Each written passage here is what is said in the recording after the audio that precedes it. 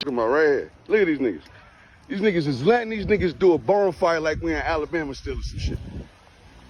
In New York City. Look at this shit.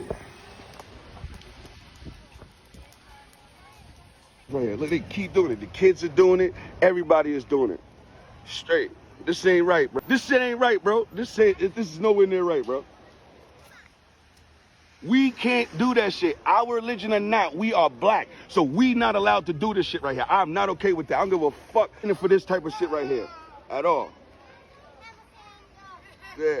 You can say what you want. Emerson, all that other shit. Eat dick. You know what I'm saying? You see, they got the kids mocking niggas. They know what they doing. They training them to be racist and we're the next generation. Look at them. Look at them. They mocking black. That's all they doing because they having their way out here. We gonna do something about this though. Niggas don't know. These niggas see me over here. Look, so they start congregating towards me because they see me over here talking shit because the cops letting them do it, and these niggas congregating towards me. Hey, walk away, bro. Don't stare at me, bro. This ain't no show, no zoo or nothing, nigga. No, black is the first Jew. Yeah. Y'all coming to congregate around me to learn, right? Black is the first Jew. We was the first Jew. Y'all know that?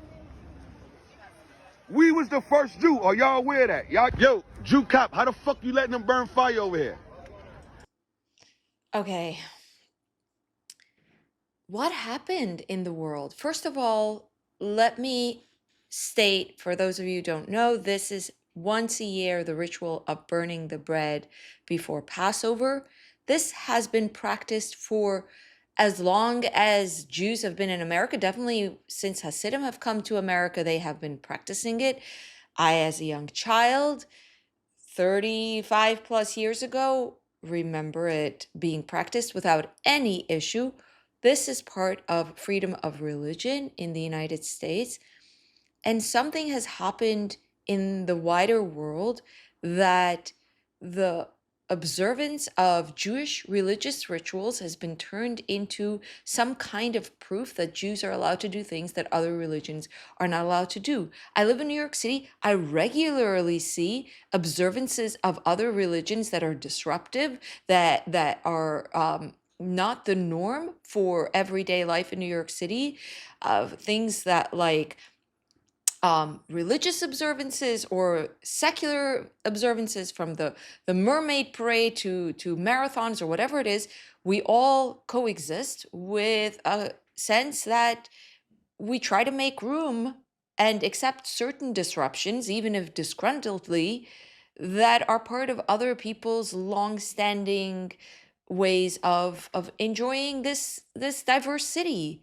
What has happened in the world that I'm seeing the sentiment over and over again? A ritual that has been performed once a year, every year by Jews regularly, has now been reframed as something that is, Jews are allowed to do it, and look at us, we're not allowed to have cookouts.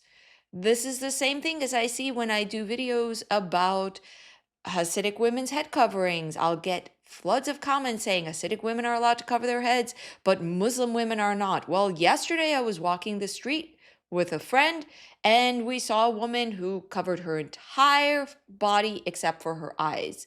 She was Muslim looking, and it is part of being in the United States. It's a country where freedom of religion is highly valued historically. The rise in anti-Semitism has reframed this concept of freedom of religion into, oh, the Jews are allowed to do it, instead of saying, listen, we live in a city where some people observe rituals once a year for 2 hours. They burn their breads symbolically. There are cookouts all over the city, by the way. They're just, if you do them in the park, you're supposed to do it according to park rules. These bonfires are once a year, and they are in accordance, coordinated with New York City. I also want to say another thing. Of course the children are gathering. This is a spectacle. This man is making a spectacle. I was at this same event a few years ago, and we were approached by an Israeli man who tried to sell us his bread, and The children gathered just the same. We were both white. It had nothing to do with race. It had nothing to do with racism. But this man's antagonism is causing the children to get a little testy in return. He's acting like the grumpy curmudgeon, and the children are getting a little teasy. It's not great. The children shouldn't be doing it. I think the parents should be telling the children if there's an adult who is antagonizing them, it's never okay to respond by getting testy back. But this is being framed as something that is racist, and you can see for yourself. It happened to me as well, and it happens to me all the time. And it's simply because these children are not overstimulated, they're not used to outsiders, they're not used to scenes, and they get excited very easily. If there's something happening, just the digging of a hole by construction crew, there would be an entire cadre of kids gathered around to watch it. Why they burning fire over here? Why they burning fire on Myrtle between Marcy and Notion? Why do you think there's police here? What do you mean?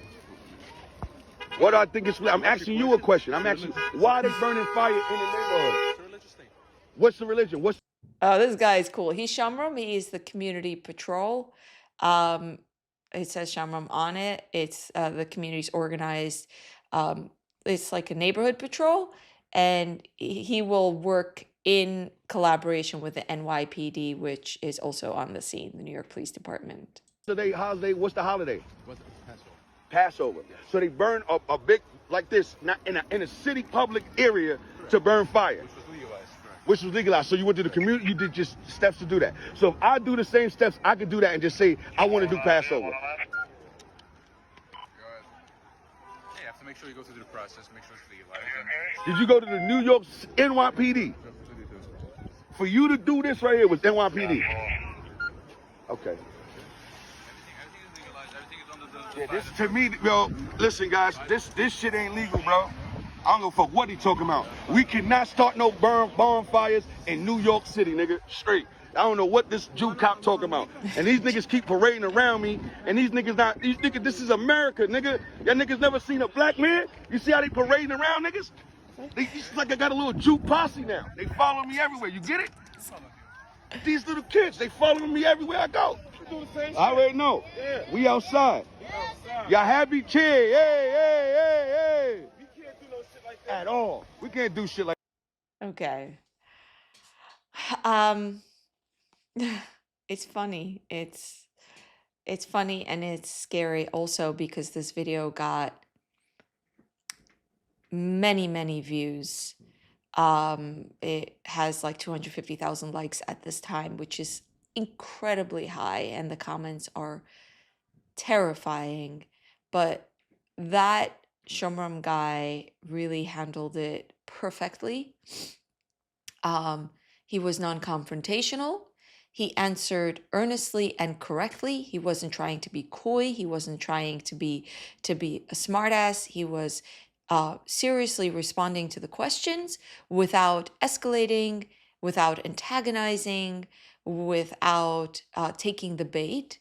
And I think he's an excellent example of how people should handle these things, which seems to be something that is now increasingly common. We've seen more of these videos recently, and I think it's really important to not respond to these antagonistic invitations by making what's called a chil Hashem, by getting angry, by getting confrontational, by getting defensive. Simple answers,